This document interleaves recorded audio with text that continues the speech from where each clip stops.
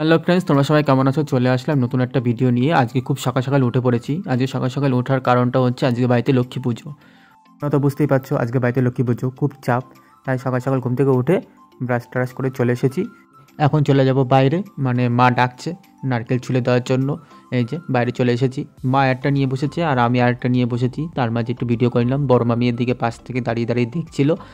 আমি নারকেল ছুলে দিয়েছি, মা একটু চেঁচে নিচ্ছিল, মানে নাড়ু বানাবে তো তার জন্য। আমিও লাস্টে নারকেল ছুলে তারপরে একটু চেঁচে দিলাম।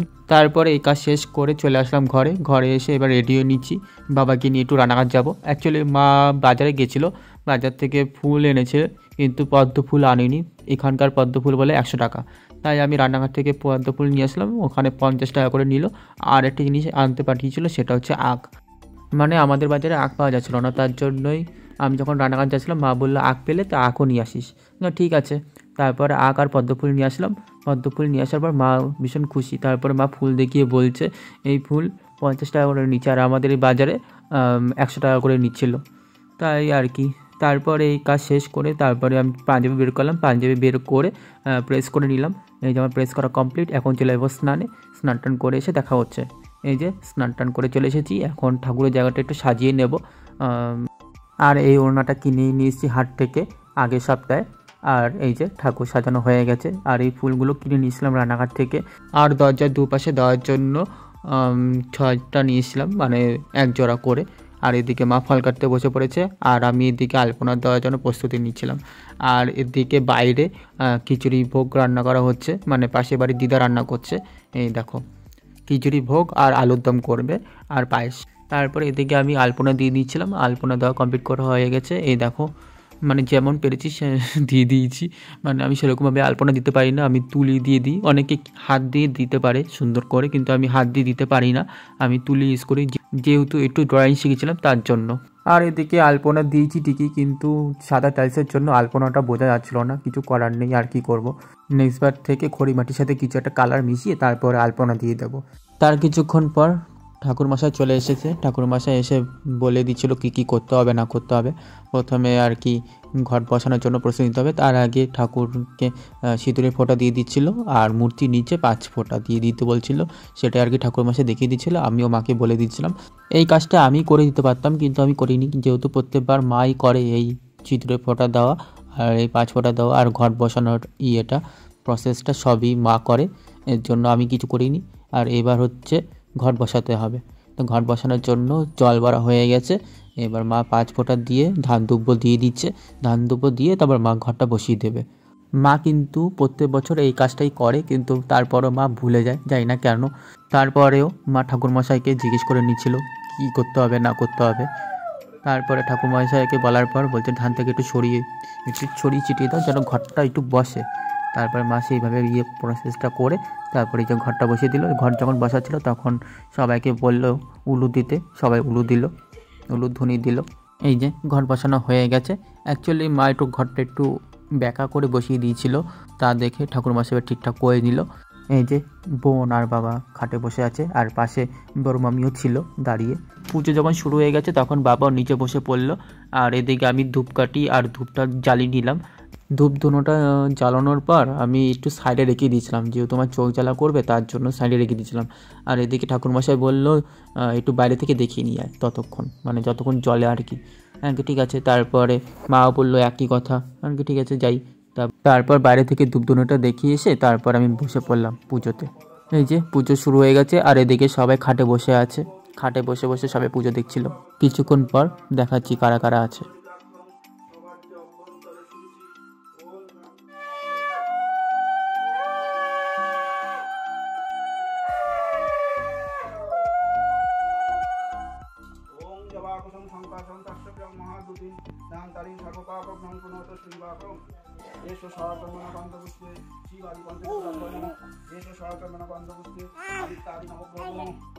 আমি যখন পূজায় বসেছিলাম তখন হঠাৎ করে বাবু এসে আমার কোলে বসে পড়েছে, আর উঠেই না।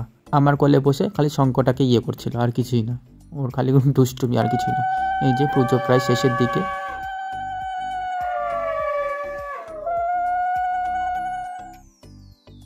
এখন ঠাকুরকে এই রিচুয়ালগুলো করে নিচ্ছিল, মানে পঞ্চপ্রদীপ, তারপরে জল শঙ্খ, তারপরে ধূপ ধুনো দেখানো, এইসব করে নিচ্ছিল একটার পর একটা। আর আমি এদিকে ভিডিও করে নিচ্ছিলাম।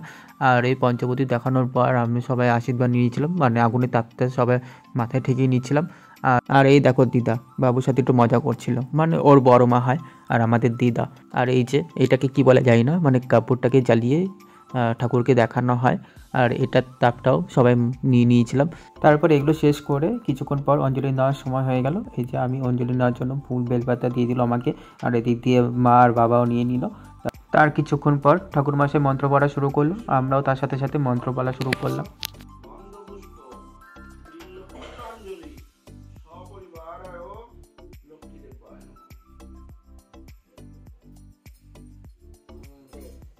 আমরা যখন অঞ্জলি দিচ্ছিলাম তখন বাবু চুপচাপ বসেছিল, কিন্তু কিছুক্ষণ পর ও আবার শুরু হয়ে গেল। আমি যখন অঞ্জলি দেওয়ার জন্য আবার ফুল নিলাম তখন ওর হাতের আঙুল দিয়ে ফুল বের করার চেষ্টা করছিল, মানে আমার হাতের ভেতর থেকে। আমি বলছি দাঁড়া, তোর হচ্ছে। তারপর অঞ্জলি দেওয়া শেষ করলো। অঞ্জলি দেওয়া শেষ করে ঠাকুরমশাই জল ছিটিয়ে দিল। এটাকে কি বলে জানি না, তোমরা একটু কমেন্ট করে জানিও।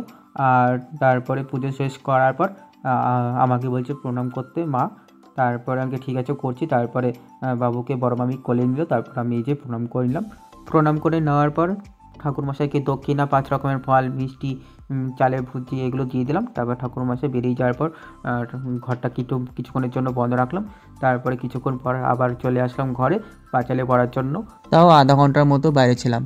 আমি যখন পাঁচালি পড়ছিলাম তখন বাইরে অনেক লোক আসছিল, মানে প্রসাদ নেওয়ার জন্য। মা এদিকে বলছিল যে একটুখানি ওয়েট করো, পাঁচালিটা পড়া শেষ হলে তারপরে প্রসাদ দিচ্ছি।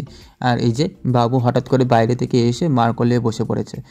আর এই যে পাঁচালি করা শেষ, মা এখানে প্রণাম করে নিয়েছিল, আমিও আগে করেই নিয়েছি, তখন ভিডিও করেনি বোন।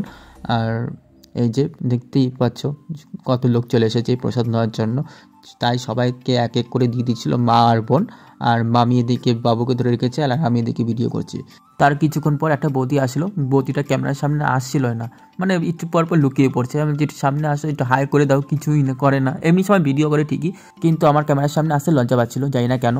যাই হোক, কিছু করার নেই। চলো আজকের মতো এটুকু। সবাই খুব ভালো থেকো, আবার দেখা হবে নেক্সট ব্লগে। খুব তাড়াতাড়ি তোমাদের সাথে দেখা হচ্ছে আবার। সবাই খুব ভালো থেকো, সুস্থ থাকো। আর যদি এই ভিডিওটা ভালো লাগে তাহলে অবশ্যই একটা লাইক, কমেন্ট, শেয়ার আর সাবস্ক্রাইব করো।